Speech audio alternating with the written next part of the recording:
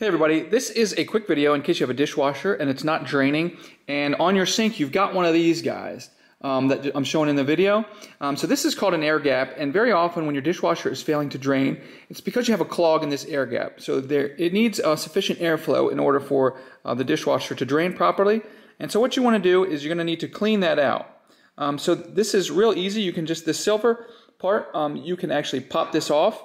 And then once you pop it off, you'll see there's a white plastic area inside it. And what you want to do is just get in there, and you can get in there with a brush or whatever like that, and just clean it out real good. And if you clean it out real good, and you'll see there's I'll see if I can show you here.